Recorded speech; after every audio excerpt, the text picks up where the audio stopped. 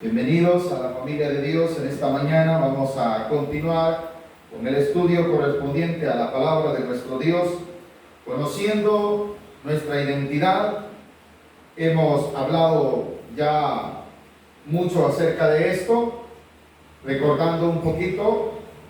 Ahora en la carta primera de Pedro, capítulo 2, versículo 11, vamos a continuar con este estudio en el cual nos enseña la Escritura, diciendo así, lo leemos, dice: amado, yo os ruego como extranjeros.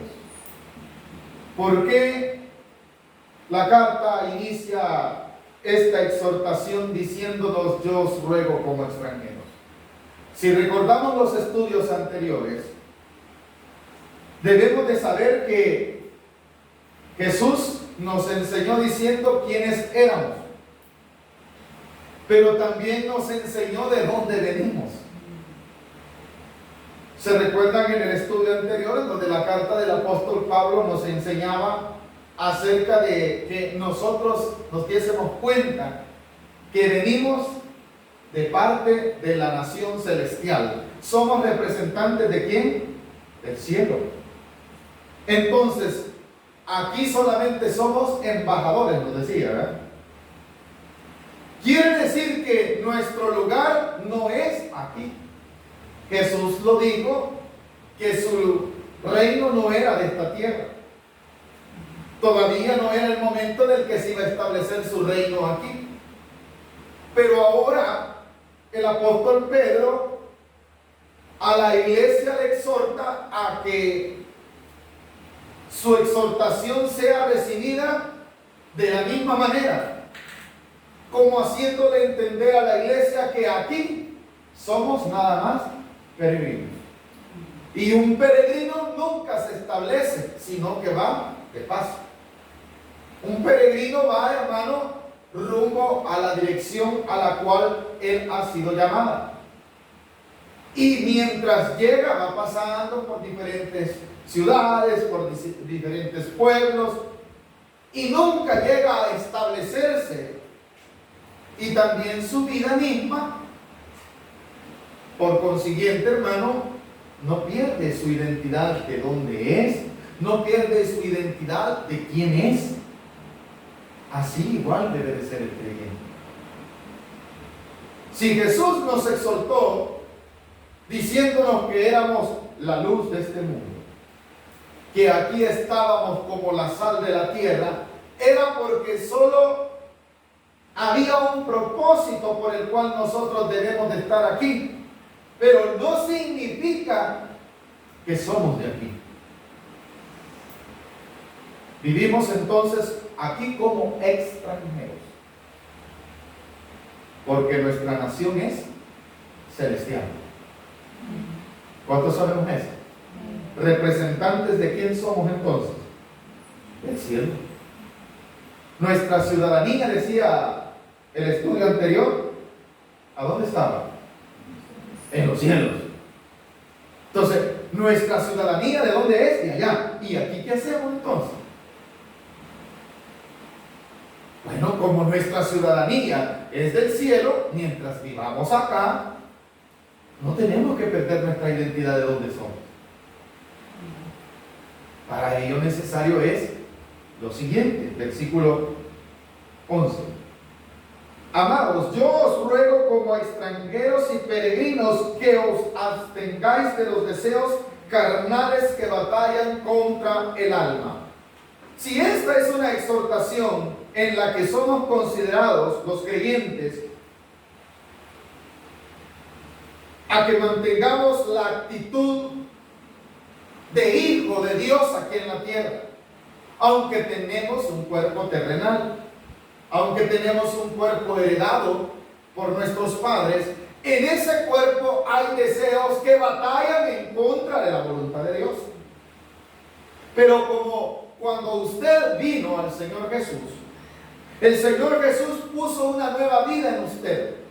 En esa nueva vida debemos de vivir. En esa nueva vida debemos de estar día y noche. Pero para ello es necesario que aquellos deseos que son naturales de nuestros cuerpos no les obedezcamos.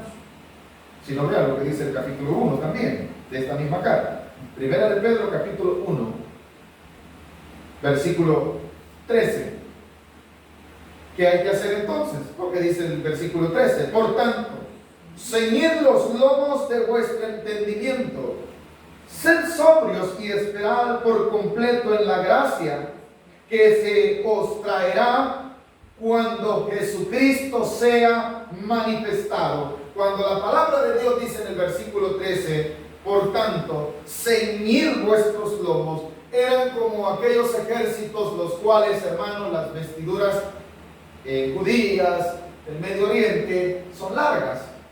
Cuando los ejércitos iban hacia la batalla, recogían esas vestiduras largas, se las amarraban y a eso le llamaban ceñido, porque estaban dando a entender que estaban listos no para sentarse, sino para caminar. Entonces, al igual nosotros los creyentes, nos está diciendo la palabra, por tanto, ceñid los lomos. Pero ¿cuál es el lomo? No las vestiduras nada más, sino el entendimiento. Ceñid vuestros lomos de vuestro entendimiento. Sed sobrios y esperad. Se nos está llamando a tener paciencia. Se nos está llamando a tener esperanza. Se nos está haciendo entender que debemos tener la capacidad de esperar el qué. Lo que sigue, versículo 13. La gracia que se os traerá cuando Jesucristo sea manifestado. Como hijos obedientes, no os conforméis. ¿A qué? A los deseos, lo mismo que está diciendo en el otro versículo. No sé si usted se está dando cuenta. Ajá. Como hijos obedientes, no os conforméis. ¿A qué, hermano? A los deseos que antes teníais, estando ¿a dónde? En la ignorancia, es que los deseos dominaban en nosotros. Los deseos terrenales, los deseos del pecado, las lascivias, todo tipo de pecado que hay en nuestro cuerpo. Cuando nosotros éramos ignorantes, que no teníamos nuestro entendimiento alumbrado por el conocimiento de la revelación de la palabra de Dios, estos deseos que hacían con nuestro cuerpo nos llevaban a donde ellos querían y hacíamos lo que ellos querían. Estábamos obedeciendo ¿a qué? A esos deseos terrenales. Pero cuando vino la revelación de la palabra de Dios, estos deseos quieren dominar siempre. Sí, pero ya su entendimiento ha sido alumbrado por la palabra de Dios y ya no es ignorante, por lo cual ahora a los deseos terrenales hay un Espíritu Santo que está en usted, que lo hace que usted no se conforme y que no obedezca a ellos, sino que como obediente a Dios ya no sigue esos deseos. ¿Qué más dice el versículo 15? Sino como aquel que os llamó es santo, sed también vosotros. Entonces, dentro de su naturaleza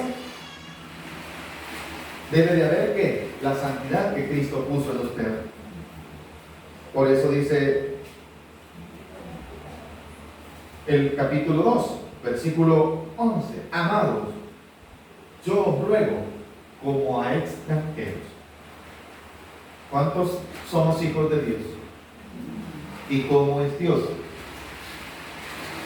Según lo que acabamos de leer en el capítulo 1, versículo 16. ¿Cómo es Dios? Entonces, ¿cómo son sus hijos? Y la palabra santo, ¿qué quiere decir? Separado, apartado. ¿Cómo somos nosotros? ¿Por qué somos santos? Porque somos hijos de un santo.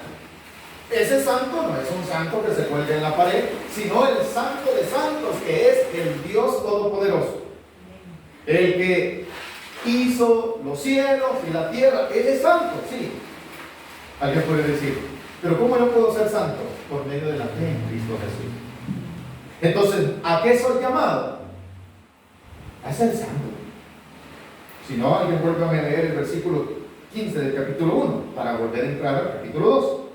Sino que como aquel que os llamó es como santos, sed también vosotros santos en toda. Oye, ¿en qué? Bueno, aquí hay algo que a la iglesia o al creyente nos falta. Y digo nos falta porque somos incluidos. Muchas veces la vida cristiana se malinterpreta. Hay algunos que somos santos en la iglesia. Hombre, aquí hasta danzamos como santos, hablamos como santos, vivimos aquí en el recinto de la iglesia y pasamos 2, 3 horas en la iglesia santos. Pero ¿qué pasa allá afuera en vuestra manera de vivir? Hay cambio. Y ese es el problema. ¿Santo? ¿En qué debo de ser santo? En la iglesia. ¿En qué? En toda vuestra manera de vivir. En toda vuestra manera de vivir, yo debo de ser como santo. Debo de serlo. Ese es el llamado. Ahora vaya al capítulo 2, versículo 11. Amados, yo os ruego como a extranjeros. ¿Por qué? Como extranjero. Porque una persona, hermano, en este mundo que ha sido llamada por Dios, un Dios santo, un Dios todopoderoso, esa manera de vivir santa debo de practicarla. ¿A dónde? Ahí es donde me está diciendo.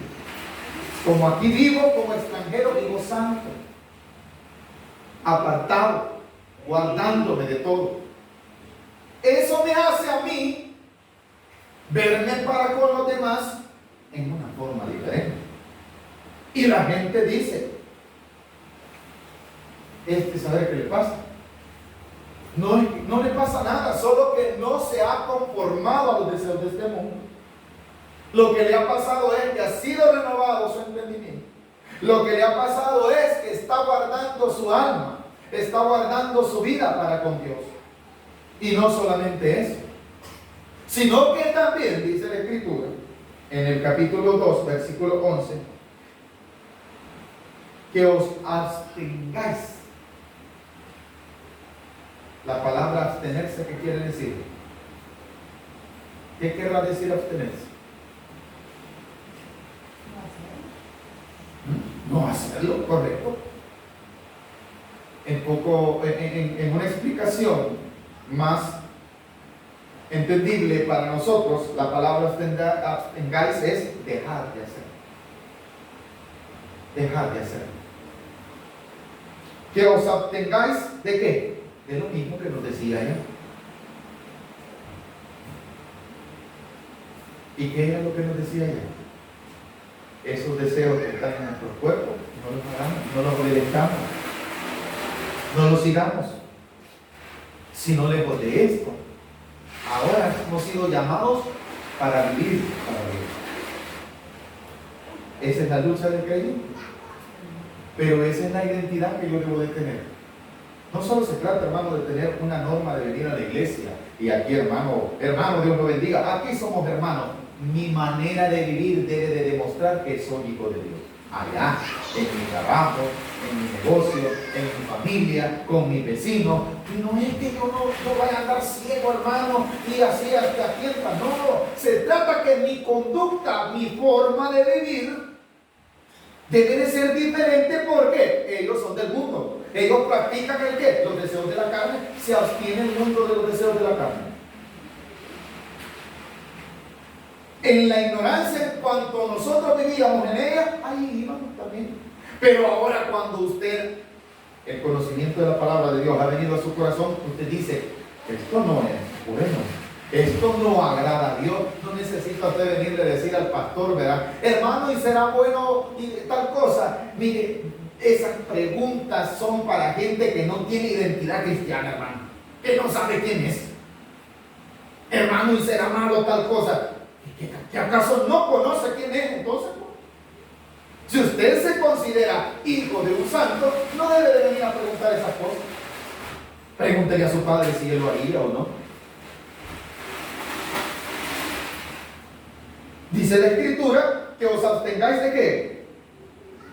Para que, en el versículo 11, ¿verdad? Que os abstengáis de los deseos carnales que batallan contra qué? Contra el alma. Ahora el 12.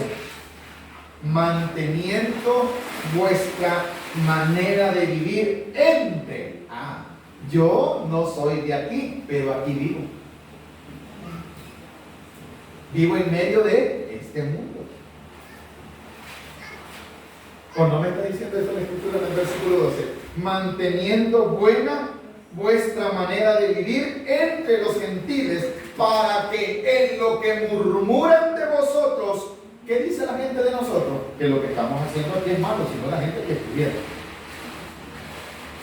¿Sabe usted que la gente dice que leer la Biblia es malo? Que se hace loca la gente. ¿Cuántos han oído esa herejía? Yo he oído decir, no leas mucho la Biblia, te vas a hacer loco. Entonces, amados, cuando dice manteniendo buena vuestra manera de vivir, ¿no les parece que se está pareciendo a lo que decía el capítulo 15, el capítulo 1, versículo 15, donde decía: vosotros, sed también vosotros santos en toda vuestra... vaya, santos no soy solo en la iglesia, hermano. ¿Saben quiénes eran así? Los fariseos. Ellos se veían santos, pero no eran santos, porque su manera de vivir no era santa, pero se vestían como santos. ¿Cuántos consideramos que los fariseos se vestían como santos? ¿Tenían problemas los fariseos con vestimenta? Ni dígalo con confianza. ¿Los fariseos tenían problemas en su apariencia? No. ¿Cuál era su problema? La manera de vivir. O sea, lo que hacían no era santo. ¿A qué nos está llamando el Señor entonces? A que la manera como vivimos entre los gentiles, usted vive entre medio de gente que no conoce de Dios, su misma familia no conoce de Dios. Entonces, cuando yo me doy cuenta que sí, yo conozco de Dios, que Dios es mi Señor y que yo soy llamado a vivir porque Él me llamó a vivir una vida santa en mi forma de vivir en medio de este mundo, entonces mi identidad la estoy dando a conocer, estoy manifestándome como hijo de Dios y se está haciendo lo que dice el versículo 12, para que murmuren de nosotros, sí, y que digan que somos malhechores también. Para que en lo que murmuran de vosotros como malhechores, glorifiquen a Dios en el día de la visitación al considerar vuestras buenas obras. O sea, la manifestación de mi manera de vivir es buena obra, aunque para ellos sea mala. ¿Cuándo ellos van a glorificar a Dios? ¿Alguien me puede explicar lo que quiere decir el versículo 12 cuando dice: para que glorifiquen a Dios en el día de la visitación al considerar vuestras buenas obras? Murmuran de nosotros como malhechores. Así dice, ¿verdad? Murmuran de usted como una persona mala, como una persona indigna, como una persona que no merece vivir. ¿Cuándo murmuran de nosotros? Pero ¿cuándo es que ellos están murmurando de nosotros? Porque ellos no conocen a Dios. Y traigo a colación lo que la hermana decía. Ella iba bien gozosa ayer, y ese gozo no se le tuvo que haber perdido al ver que ellos celebraban el gol del Salvador. ¿Por qué? Porque ella no lo celebra. Ella, su gozo era otra cosa, era más que un gol, ¿o no, hermana? Era una alegría diferente. Al llegar allá, ay, ya viene esta aburrida a apagarnos la tele. O ya viene esta y esta no celebra. Entonces, la manera de vivir de la hermana era diferente, ¿verdad? Pero cuando la ven a ella, ay, estás aburrida. ¿Está qué? Murmurando. Pero, ¿cuándo ellos van a glorificar a Dios? Aleluya, gloria a Dios. Ese es el día de la visitación. Usted y yo quiere decir que la murmura de los incrédulos se va a terminar cuando ellos sean creyentes. Entonces van a entender lo que usted entiende hoy. Entonces van a glorificar a Dios y van a decir: lo que el hermano hacía era correcto. Yo era el que estaba ignorante, yo era el que no entendía, yo era el que andaba ciego. Por eso dice claramente: para que glorifiquen a Dios. Ahora murmuren como de ustedes como malhechores.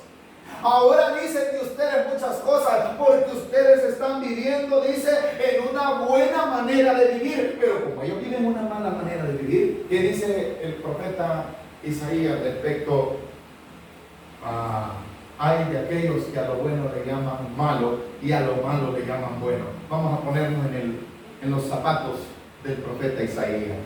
Venía el profeta, alumbraba el conocimiento de la gente, dando la revelación de Dios y diciendo: este es el camino. Dios dice que nos arrepintamos, que vayamos a Él, que debemos de ser como Él, que si vuestros pecados fueren rojos como la nieve. Él estaba predicando que iban a ser emblanquecidos. ¿Y qué le decían a él? Este profeta, matémoslo, callémoslo. ¿Por qué? Porque sus obras eran malas. ¿Qué decía Isaías? ¿Que era bueno o que era malo? ¿Qué creemos nosotros? ¿Que era malo? ¿Por qué usted dice que lo que Isaías decía era bueno? Porque ahora cree lo que Isaías profetizaba. Pero en otro tiempo, hermanos, todos los que están mire, este libro, El Inconverso, al igual que usted y yo en otro tiempo, ni verlo queríamos, hasta miedo le teníamos. ¿Y sabe por qué? No es respeto, hermano. Porque si lo respetáramos, lo abriéramos con reverencia y obedeciéramos y nos diéramos cuenta la luz que hay en él, la revelación que hay para nuestra vida, ¿verdad? Pero como no lo entendíamos en nuestra ignorancia, ¿qué hacíamos? No, hombre, lo que dice la Biblia no aguanta con lo que le pongan, porque no entendíamos. Y eso quiere decir la palabra. Hasta que ellos sean visitados por Dios, les va a hacer que el velo sea quitado y la revelación venga a su vida. Entonces, ¿qué van a decir? Por eso la hermana no iba a tal parte, por eso la hermana se comporta así y yo de ignorante. Entonces van a glorificar a Dios. Yo he oído testimonio. Yo le doy la gloria a Dios por aquellos que fueron hermanos que me alumbraron por medio de su testimonio. Ahora entiendo. Ahora glorifico a Dios por ellos, pero en aquel tiempo ni la puerta les abría. Y murmuraban de ellos: ahí vienen estos que no tienen nada que hacer, ahí vienen estos que solo en la iglesia pasan, ahí vienen estos que solo la Biblia aquí, la Biblia allá, ya aburren con eso. Ahora glorifico a Dios, porque entendía que esas buenas obras que ellos hacían, que su vida era diferente. ¿Se glorifica a Dios? ¿O no cree usted que se glorifica a Dios cuando una persona incrédula, hermano, conoce a Dios y dice: yo me convertí porque el testimonio del hermano nunca lo vi haciendo cosas malas? ¿Qué es eso, hermano? ¿Está Dios glorificándose? Pero ahora lo dice que es cristiano, porque dio una identidad en una persona que era diferente, que se manifestó como hijo de Dios, aunque decían que lo que hacía no era correcto, no les agradaba así, murmuraban de él como malhechores, sí. ¿Ha oído usted que la gente quiere a los malos? ¿La gente quiere a los malos? Va que la gente dice: ese deberían de matarlo, ese debería de estar muerto, ese no merece estar vivo. Están murmurando de quién? De la maldad de ellos, ¿verdad? Así murmuran de nosotros. No es que seamos malhechores, pero así como murmura la gente de un malo, murmura del que vive la voluntad de Dios. ¿Hasta cuándo deja de murmurar y glorifica a Dios? Hasta que dice el versículo 12 al final: glorifiquen a Dios en el día de la visitación, al considerar. ¿El qué es lo que va a considerar la gente? Nuestras predicaciones. ¿El qué va a considerar la gente? Nuestras invitaciones a la iglesia. ¿El qué va a considerar la gente? ¿Qué dice el versículo al final? ¿El qué va a considerar la gente, hermano? Vuestras buenas obras. Entonces, ¿las buenas obras de quién son? No es que por ellas nos salvemos. No estoy hablando salvación por obra, en ninguna manera. Si alguien está pensando que yo le estoy poniendo obras a la salvación, no, el que es salvo se manifiesta en él sus buenas obras. Y no Efesios 2:9 lo dice, ¿no? Porque el 2:8 lo dice, ¿verdad? porque por fe sois salvos. Para que aquellas buenas obras que estén preparadas. Lee por favor capítulo 2, versículo 8 y 9 de Efesios. Para que vea, hermano, que la identidad del creyente se refleja en su forma de vivir, en su testimonio, en su vida día a día, en su casa, en su trabajo. La gente lo conoce como hermano. Gloria a Dios por ello. ¿Qué dice? En voz alta, por favor. Capítulo 2 de Efesios, versículo 8 y 9. Porque por gracia sois salvos por medio de la fe. Vaya, quédate ahí. Por gracia sois salvos por medio de la fe. Siga. Y esto no de vosotros, pues es don de Dios. El que la salvación no es obra mía, sino es don de Dios. No por obras. Para que nadie se... Ajá, las obras no son para gloriarme, pero sí las obras son para algo. ¿Qué dice el versículo 9? No por obras, para que nadie se gloríe, porque somos hechura suya, creadores en Cristo Jesús, para buenas obras, las cuales Dios preparó de antemano para que anduviésemos. Esa última parte, vuelve a leer. Creados, así dice, no creadores, ¿verdad? Creados en Cristo, para buenas obras. ¿Para qué somos creados? Y esas obras son tuyas. ¿Qué dices? ¿Qué sigue leyendo? Las cuales Dios preparó. Esas buenas obras las preparó ¿quién? ¿Para quién? Para que en ellas, así dice, ¿verdad? Para que anduviésemos, o sea, caminásemos ¿a dónde? En buenas obras. ¿Por qué la gente no cree en los cristianos? ¿Porque leen la Biblia? No, no es porque leen la Biblia. La gente no cree en los cristianos porque no se les echa de ver en su forma de vivir. Ese es el problema. No por su forma de vestir, eso es mentira. La forma de vestir es consecuencia de lo que hay en nuestro corazón. Las obras es el problema que nosotros tenemos. Cuando obramos no de acuerdo a la voluntad de Dios. Cuando yo obro, estoy dando a entender que soy. Voy a poner un ejemplo. Un cuchillo en mi mano. Un cuchillo en mi mano, ponga atención. En una carnicería, destazando carne. ¿Qué soy? Un carnicero. Un cuchillo apuntándole a una persona. ¿Qué soy? ¿Soy carnicero? ¿Qué soy? ¿Soy un asesino o soy un ladrón? Al igual un arma. O pongamos esta otra ilustración. Un fusil en las manos de un soldado, usted ve con uniforme, con placa y todo. ¿Qué dice usted? Ese es un soldado. Pero un fusil en las manos de uno que no está uniformado, sino que lejos de se ha tapado la cara, ya que usted se esconde y le tiene miedo. El fusil fue hecho ¿para qué? Para el soldado. Las buenas obras ¿para quién son? Aleluya. El obrar bien ¿para quién es? Para nosotros, hermanos. El ser buenas personas ¿para quién es? Vamos a ver. Para nosotros los creyentes. Y no dice que para eso fueron creadas las obras de Dios, para que anduviésemos en ellas. ¿Y qué dice el apóstol Pedro? En el capítulo 2, versículo 12 al final. Glorifiquen a Dios en el día de la visitación al considerar vuestras buenas obras. Ese es el problema de la iglesia. La iglesia se jacta de venir a todos los cultos. La iglesia se jacta, hermano, de yo siento el Espíritu Santo, pero allá afuera no lo siente, ni lo vive. Es en vuestra ser santos en toda, decía, ¿verdad? ¿A dónde debo de ser santo?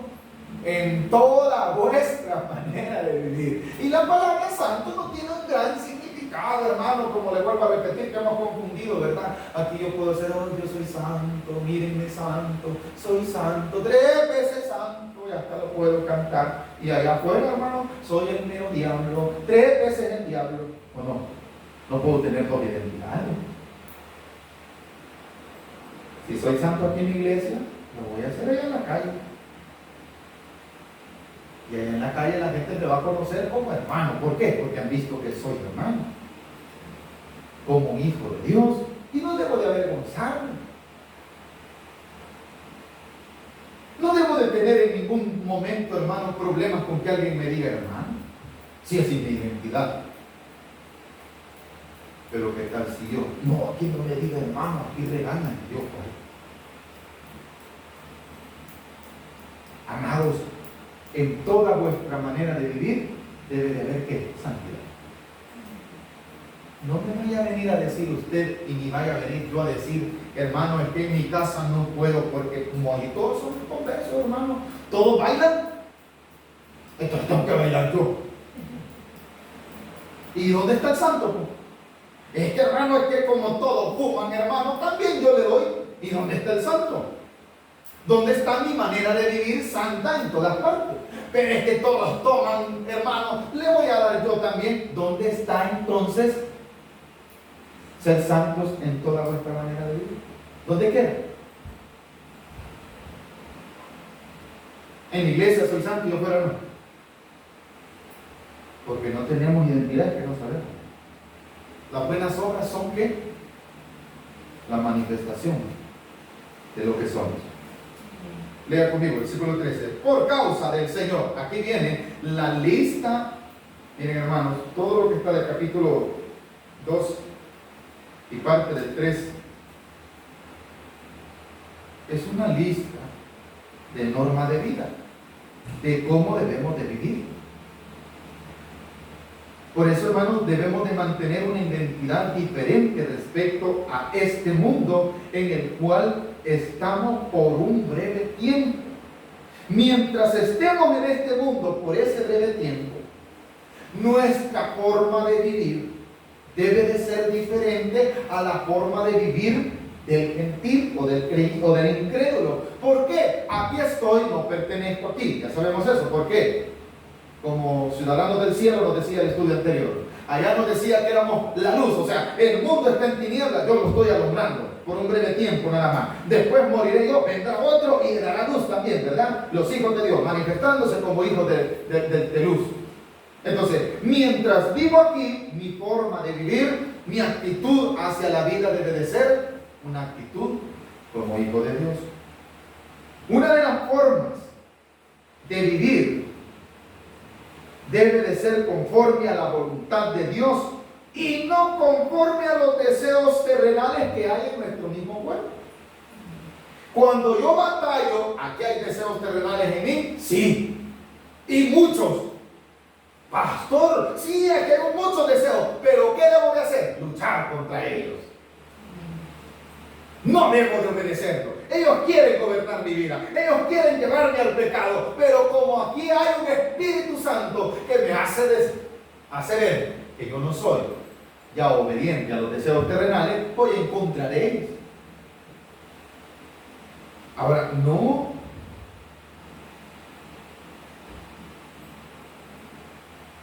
importa si los demás murmuran de nosotros.